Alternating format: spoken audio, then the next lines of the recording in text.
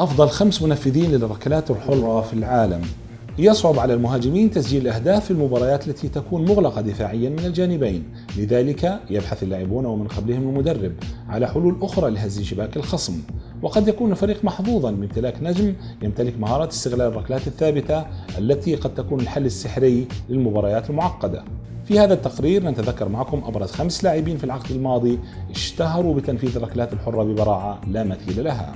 جونينيو برنابوكانو، النجم البرازيلي الذي عاش أجمل فترات مسيرته مع ليون الفرنسي كقائد له وأهم عنصر في الحقبة التي هيمن بها على الدوري الفرنسي.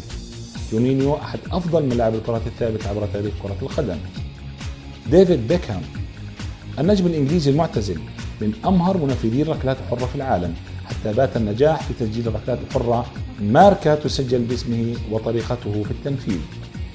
ريكوبا، ملك كوبا، نجم انتر ميلان السابق، صاحب القدم اليسرى التي لا تعرف إلا هز الشباك من الركلات الحرة وحتى الركلات الركنية في بعض المناسبات. لم يكن ريكوبا صاحب مجهود بدني كبير، ولكنه يعرف تماما كيف يسجل من الكرة الثابتة. روبرتو كارلوس، لاعب المنتخب البرازيلي وريال مدريد السابق، صاحب أشهر ركلة حرة والتي كان ضحيتها بارتيز حارس مرمى المنتخب الفرنسي. عندما سدد البرازيل كرة ثابتة كانت الوهلة الأولى تذهب إلى خارج الملعب قبل أن تغير مسارها وتتحول إلى الشباك وسط دهشة كل من في الملعب. أندريا بيرلو، نجم يوفنتوس والمنتخب الإيطالي.